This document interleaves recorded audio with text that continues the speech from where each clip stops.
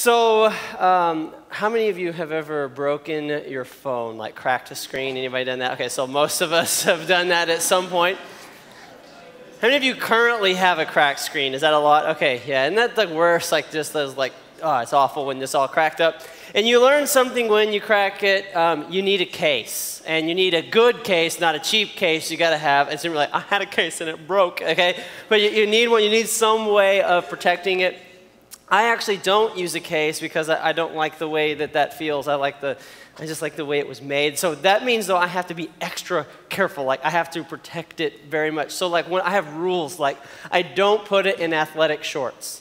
Because athletic shorts destroy cell phones. I don't know if y'all know this. I have broken 2 phones. And people said, well, how did you break it? What happened? I was like, I put it in my pocket. That's what happened. And my pocket just goes, throws it out. I don't know how. Every time it's in athletic shorts, it throws them out. So I don't do that. When I'm sitting in my car, I don't put it in my lap because twice now, I guess, I was sitting in my car, I got out of the car, I go, and of course right on the concrete, and I was like, okay, and there you go. So you've always done that. You get to protect it though. You get the case. Some of you have got like the super cases. Like you could play Frisbee with your phone and nothing would happen, okay? Or the waterproof cases. I guess that's so if you drop it in the toilet, everything is fine. Who's dropped their phone in the toilet? I gotta know. All right. Wow, that's a bunch. How did you get it out? That's what I'm curious. Like, did you just dive right in? Like, oh. I'm really hoping it was, pre-business. Okay, not post. Okay, but anyways, because that's just I knew someone that did that. They dropped theirs in the toilet, and like every time they went to talk on the phone, they just couldn't do it. They're like, I can't touch it to my face. I gotta use speakerphone always, but because that's gross. I mean, that's like would you put your face on the? That's been in it, anyways. Like on the. So but you have that stuff, you have cases and stuff so that you can protect it, We have lots of things that are made to keep stuff from getting harmed. Like if you play football, you have a helmet to protect your head, okay? Because it would be very dangerous. It's still dangerous, but can you imagine, you're the one that didn't wear the helmet? That wouldn't be good. When I was a little kid, I got my first pocket knife, okay? I was 7 years old, and it had the most little tiny blade. I mean, it was tink, okay? Just this little tiny, this big blade on it.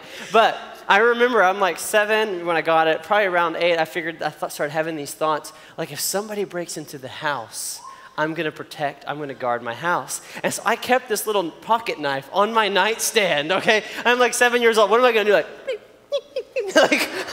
What is that? They're gonna that's tickling, all right? Stop poking me with that knife, okay? Because there was nothing I could protect with, okay? But now, of course, I have a much better system to guard the house, okay? We have security cameras around the house, okay? So when you guys want to knock on my door and run, I'm gonna know who it is, that kind of thing. I have, good locks on the doors. We have a security system with sensors on the windows and the thing, so that's all there. And then if you break in, I have a 9mm, just saying, okay, don't break it out. So I'm prepared to guard, okay, to protect. Now, you probably don't worry too much about protecting your house or guarding. I mean, you probably thought of it. Most of us have at some point. You got a baseball bat or whatever. You don't think about guarding that. But there is something that we really need to guard, okay? It's really important that we protect this thing. And because it's on the screens, I'm not going to pretend like you don't know what it is. That is our heart, okay? We have to learn to guard our heart, protect our heart. So there's this guy named Solomon. He wrote a bunch of wisdom for us to understand life and how to live for God and all that kind of stuff and have a better life. And he said this about our heart. He said, above all else, guard your heart. So there's a lot of things that you are going to protect in your life, but above everything that you feel like you need to protect. So you feel like you need to protect your phone, that's good. You want to protect your stuff, your house, that's good. You got a relationship you're trying to protect, don't you get on my girl or touch my girl, talk to my girl, whatever, okay? That's mine. You're trying to protect something, okay? That's important. Maybe you're going to protect something, but he says above everything that you protect, everything that you guard your heart. For it is the wellspring of life. And if you think of a spring, it's where a river might begin at a spring. It's where all of that life comes out, where it begins. And so he's saying out of this heart is where life comes, where so much of our life comes out of our heart. And so if we don't protect it, we damage all of this life that we have. In fact, they're trying to translate. See, the Bible translators, this is Hebrew, and sometimes it's hard to get it exactly what was meant. So they translate this second part especially so many different ways. So one of them says it like this: guard your heart, for everything you do flows from it. Everything I do flows from it. So, I mean, all the stuff that I'm doing in my life, all the things that I'm trying to accomplish, the relationships that I want, and the stuff, the success that I want to do, just who I become flows from my heart. Another one says it like this: for out of it spring the issues of life. Do you know anybody that's got issues? You know what I'm talking about? You're like, oh my goodness, she has issues. You're like, I'm sitting next to issues right now, okay? Yeah, maybe you got issues. This is what they're saying. Your issues, much of the time, they come from your heart. The issues that person has, and we'll tell you what's wrong with them, their heart. Like, we'll tell you what's wrong with some of your situations. There's something in your heart that's causing some issues. So he's saying, hey, you need to guard it because some issues can spring out of there. And one other way they translate, this is all the same way. They're just kind of rewording the same thing, trying to figure out the best way to say it, okay? For it determines the course of your life. See, our heart is important because it's going to determine how we go and what happens and where, all these different things. And so where, you protect your phone and that keeps it from getting broken. You see, your heart, when you protect it, it keeps your life the way it's supposed to be. See, when our heart is messed up, we don't experience things we're supposed to do. When you protect this, when you protect your heart, it allows you to experience peace like you're supposed to, joy like you're supposed to. You're going to be able to achieve stuff that you wanted to achieve. You're going to be able to overcome fears in your life.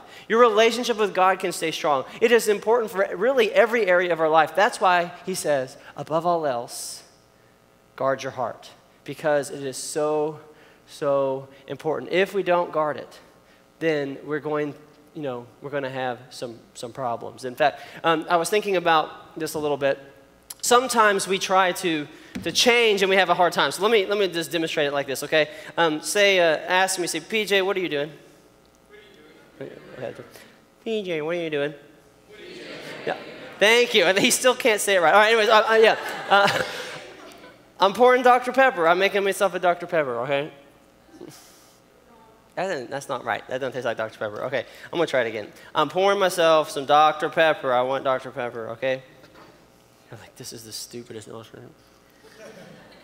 If he does a magic trick and that turns into Dr. Pepper, this is going to be the coolest thing. I want some Dr. Pepper!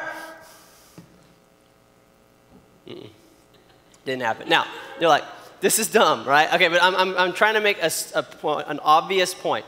Okay, I could be upset with this cup for not giving me Dr. Pepper. But the reason I keep drinking water is because there's water in there, right? There's water in there. Okay, Dr. Pepper's not coming out of this because there's water in there. And I'm making this point because some of you think, how come I keep blowing up at my family even though I decided I don't want to do that anymore? Because there's something in there. How come I keep struggling with the same lust, the same struggle, the same temptation, the same thing? Because there's something in there. And what's in there is going to come out. And if we don't change what's in there, then we're never going to come out with something else. How come I always give in to fear and I never accomplish something? How come I always think this is going to be the school year I do my homework, and we're in summer, so you don't have to think about it too much, but then you just get lazy? Because, I'm going to tell you, there's something in there, and if we don't change what's in there, we're going to keep coming out with the same stuff. And just to kind of tease it out a little bit further, in all of our lives, there is something that is putting something in there. And we need to pay attention to both what is in our heart, what's coming out of our heart, and what's going into our heart. Because if we don't pay attention to those things, we're going to have things coming out of our life that we don't want to have happen. And you are going to continually struggle with the same stuff and never go any further in most areas of your life if we don't learn to guard our heart. Now, it's not just Solomon who thought this, okay? Jesus even taught this. So one time these guys get all mad at Jesus because he didn't wash his hands properly before they ate, okay? And so they're like, oh, you defiled your body. You didn't eat this food and all this kind of stuff, okay? So Jesus answers them. He's like, don't you see that whatever enters the mouth goes into the stomach and then out of the body? Okay, Jesus, the Son of God, just talked about eating, digestion, and then getting rid of it, okay? Jesus just talked about that, okay? That's all he's saying here is okay, you guys are worried about food, okay? That's what happens with food, in case you didn't know. We all understand that. Okay, then he says this, but the things that come out of the mouth, now he's not talking about throwing up, okay? He's talking about what you say, okay? The things that you say, what comes out of your mouth, come from the heart. It's like when you say things, it comes from your heart. Have you ever said, maybe you were talking to somebody and you said something you shouldn't have, you're like, oh, I don't know where that came from. Okay, I'm sorry, I didn't mean to say it that way. I didn't mean that. That's not me, I don't talk that way. Where'd that come from? Jesus would go, I know where it came from. It came from your heart.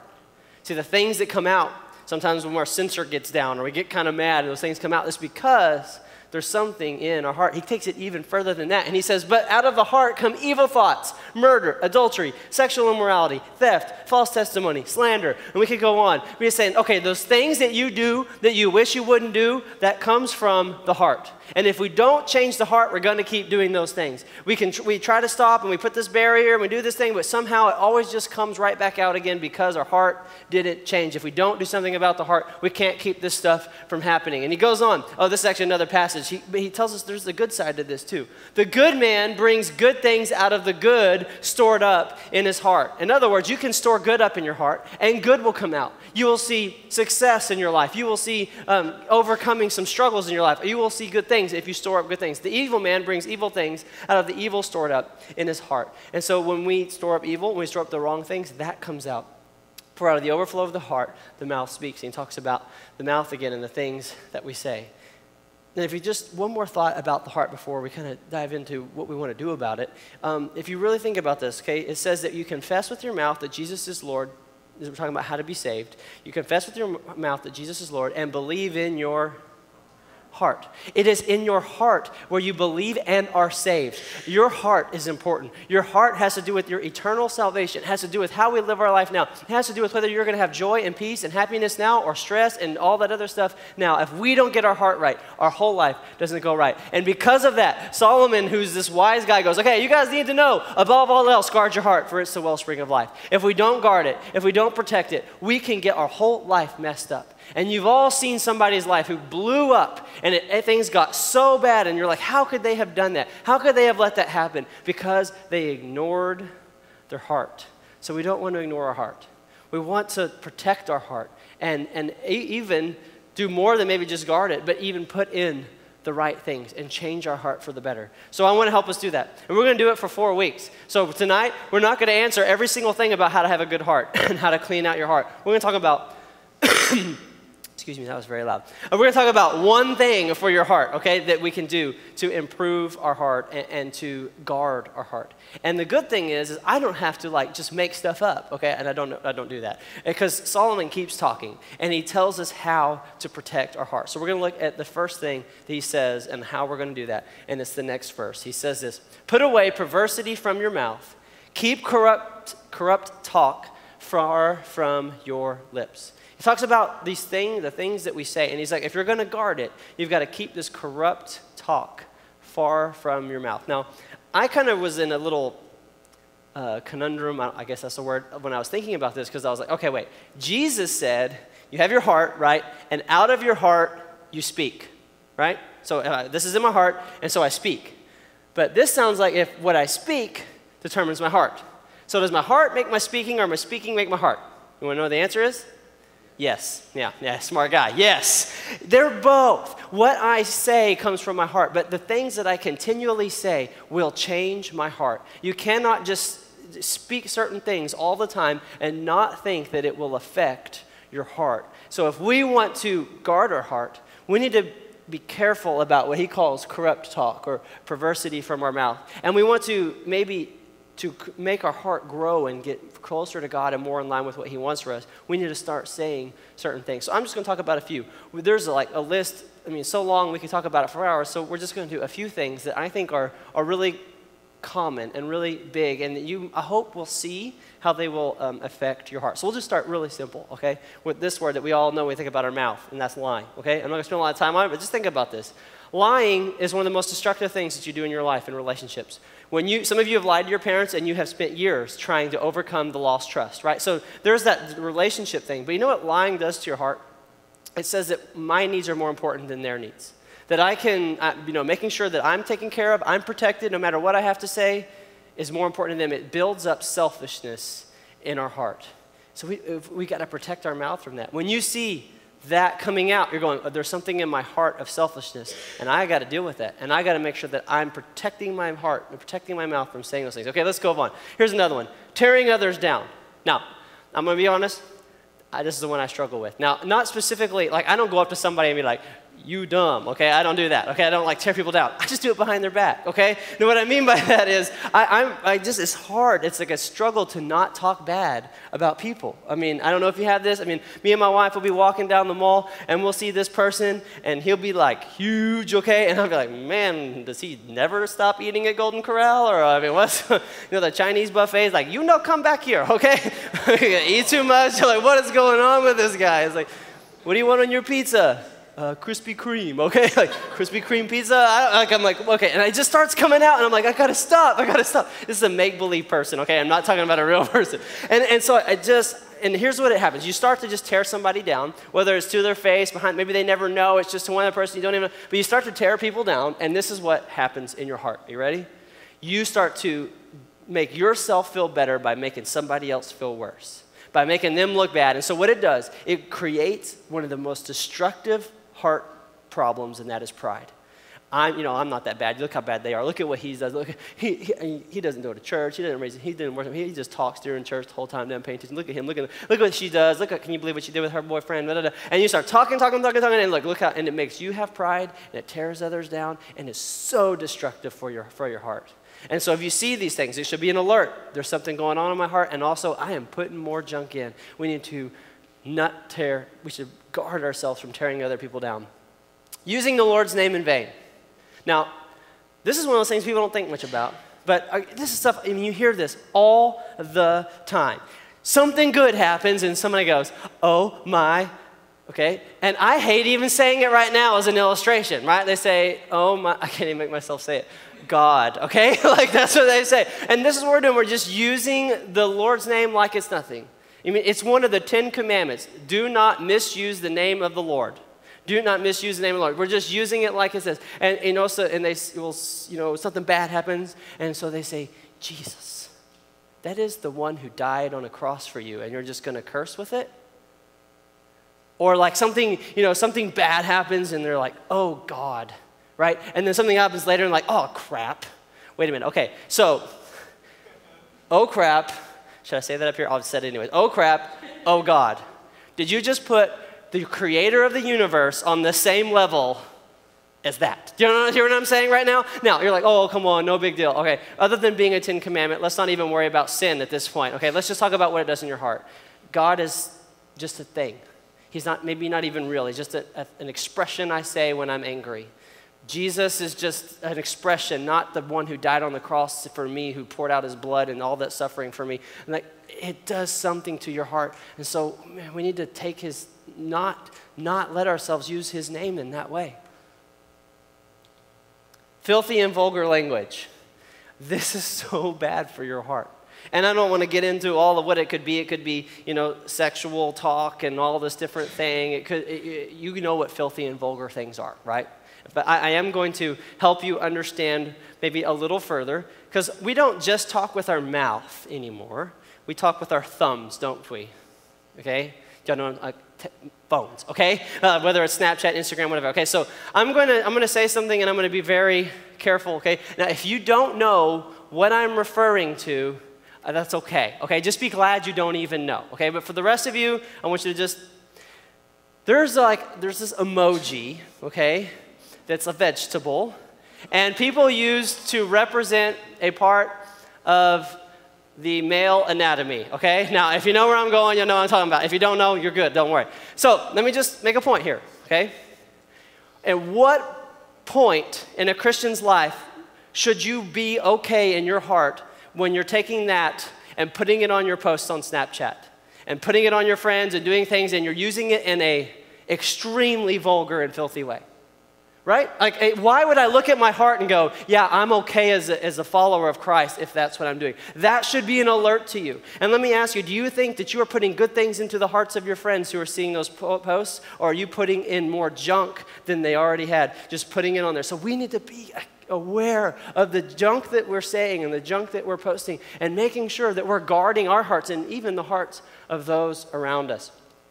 Doubt, unbelief, negative talk. I kind of just grouped all this together because I hate this. I hate it when I hear somebody saying, I'm just terrible at this. I'm never going to be able to pass. I'm terrible at math. I stink at math. I can't do it. I'm never going to be able to do it. And, hey, I'm just, my family has never been successful. I'm not going to be successful. I won't. Okay, but I thought I can do all things through Christ who strengthens me. See, if I'm starting to say what I can't do and why I never am able to and how I'm always going to be this way, I'm always going to be sad. I'm always going to be stressed. This is just who I am. And we start to say all this stuff. Instead of saying things that are building up our faith, we're saying stuff that tears it down. Your heart begins to believe those things. Your heart begins to believe, I can't overcome. I'm always going to be this way. And it tears your heart down. We've got to be careful what we say about that stuff. I'm almost out of these, the last line, complaining. Now, this one I struggle with. Okay, I'm not so much these, but I struggle with this one. Now, if yours are different than mine, that doesn't mean mine's worse or mine's better or however. We all are working on our hearts, okay? Complaining. I've never been happy while I'm complaining, okay? It kind of feels good to complain, but like in a bad way, like what it does to your heart. And so, I remember I was reading in my Bible one morning and I read the verse that says, not to be complaining. And I'm like, you know what? I'm going to make sure this entire day I don't complain a single time. And I got in my car and I started driving and I'm just thinking, complaining the whole time. That guy is so slow. Why don't you get out of my way? Do you not know how to use a blinker? Just use a blinker. Why won't you let me over? This guy's a moron, okay? And just all of a sudden I'm so upset and I'm like, man, my Wi-Fi is slow. There's nothing to watch on Netflix anymore. And there's just nothing to do, okay? And everybody's hacking on Fortnite. I was like, so mad. That's like what it feels like, okay? And so all of a sudden I'm just complaining. I'm like, oh yeah, this was the day I'm not supposed to complain.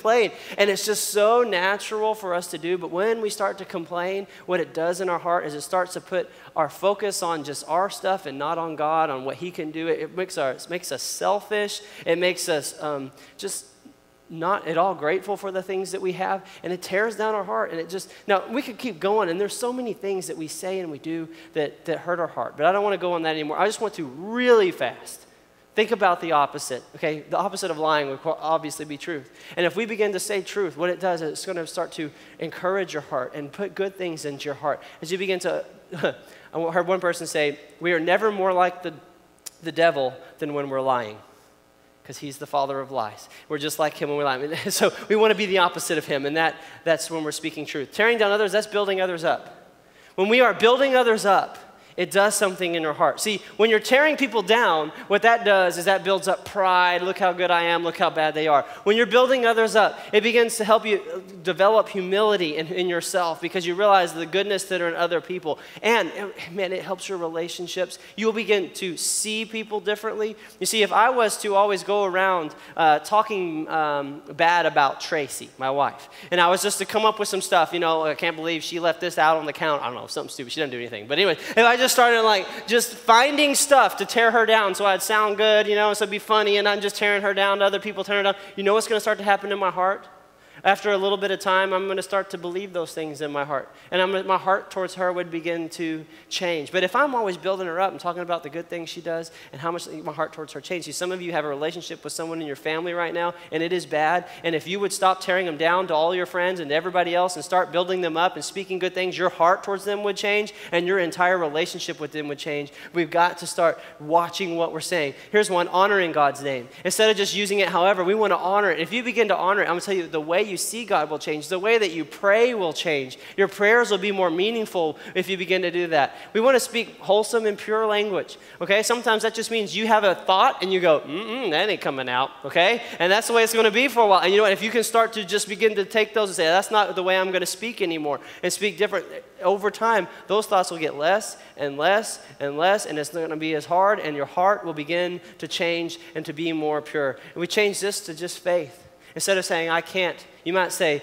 I'm not able to, but in Christ I can. I've always struggled with this, but I don't have to continue because I know that I have a Savior who can help me. And you begin to change the way you speak about yourself. And what will happen? Faith will begin to rise up in you. You'll begin to believe for things, and you'll begin to see God moving. Complaining, you just begin to be thankful. You begin to say things that you're thankful for. See, here's an easy one for me. People used to, whenever people would ask me about my car, I would always just start talking about everything wrong. Well, the leather's falling apart inside. It's really old, and the leather, the thing's all doing this, and the dents all over, because I used to work in a shopping center parking lot, and people dinked my car every day, and I got door dinks all over the side, and I backed into somebody, and that was my fault, whatever. So I got all this, it's all dinked and all torn up and looks terrible. And then I was thinking one day, I was talking about my car, and I was like, oh yeah, but Now I've had this car for 11 years and I've never had to do a single bit of repair. I've never taken it to the shop for anything other than your normal oil change and that kind of stuff. I've never had a single problem. I know friends that have spent hundreds of dollars on air conditioners going out and window and all this stuff just breaking and all that, and I've never had to do a single thing. And I'm like, oh, wow, I could start talking good about that and not complaining. And what it does is it makes you grateful for what you have and the good things in your life. It makes you have more joy. It changes your heart. If you'll begin to take out some of these things and begin to put in the right things, then your heart will change. So my question for you is, okay, not to go, man, I got to, but to look right now in your thoughts, in your heart, which one of these is the struggle for you? Like if you were to just pick one and you're like, oh man, okay, or maybe it's just a couple, maybe there's two, and you say, I mean, that is something I do all the time. I hear that coming out of my mouth all the time. Then I want to encourage you to guard your heart, because these are hurting your heart. They're changing your heart. And if you will begin to flip the script a little bit and begin to say the right things, your heart will begin to change and your heart will become different and your life will be different if you'll begin to speak the right things. And in like 30 seconds, I want to give you one more thought on this, okay? When you think about the stuff that's going in, okay, because we're talking about, this and what's coming out, and I want to talk a little bit more about stuff that's going in just real quickly. If I was to listen to your playlist that you normally listen to, would it be on this side, like music here I'm talking about, or this side? Because if you're listening to filthy, vulgar all the time and you're wondering why it's coming out of your heart, it's because you're putting it into your heart all the time. And that doesn't really belong in the life of a believer. And so we need to say, hey, okay, maybe I have to get a new playlist. Maybe I got to, get on Spotify and just delete all that and subscribe to all that and do whatever you do and listen to something different. And we got to listen to what's going in. Let me ask you another question. If you were to think about your closest 2 or 3 friends, do they look like this? Or do they look like this? Are they honoring the Lord's name? Or are they using his name in vain? Are they talking doubt and unbelief? Are they complainers? Are they vulgar? Are these kind of things? I mean, I'm asking you, are you letting that stuff come in for the people that you hang around? Now, if it's your music that needs to change, that's pretty easy. You can do that, without offending anybody, without much trouble. You just get on your phone and change it. If it's a friend thing, that might be more difficult as you start trying to bring people into your life that speak the right things and begin to distance yourself from those that aren't. But it's worth doing because we have to protect our heart.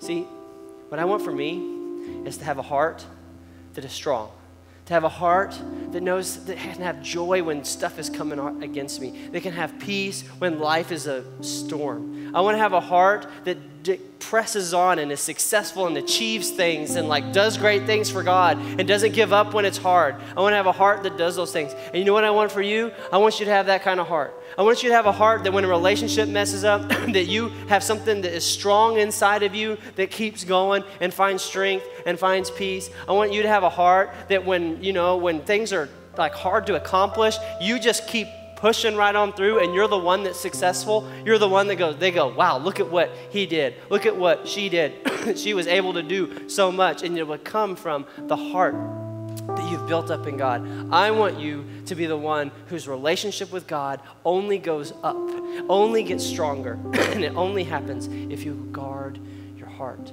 So will you guard your heart? And we're going to talk about a whole lot more ways that we protect and build our heart. But this is that first step. So, changing the way you talk is not easy. But if there's one of those that you're just stuck out to you, I got to change that. I want to ask you just to talk to God and pray about that tonight. In just a moment, we're going to have a moment of prayer, but all that we can do to change our heart is just a little bit compared to what Jesus can do. So as we're praying, if you feel like there's some stuff in my heart that needs to work out, I want to ask you to go to somebody and pray and just say, I need God to do a work in my heart. I'm always feeling this way. I'm always dealing with this, and I know that God can do something. And ask God to work in your heart. If you need prayer for anything that's going on in your life during this time, we'll pray for you. We're going to sing part of a song, and then we'll be dismissed. But if you need prayer, when we stand, you can go to the back. Father, we thank you that you've taught us to protect our heart. I pray that we would all learn to guard it. And I pray that you would create in all of us that clean and new heart. In Jesus' name, amen.